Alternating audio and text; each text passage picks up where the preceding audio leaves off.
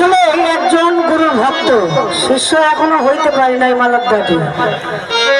আসলে এমন এমন মানুষ মঞ্চে বসে আছে যে নিজেকে গান গাইতেও কিন্তু ভয় করতেছে।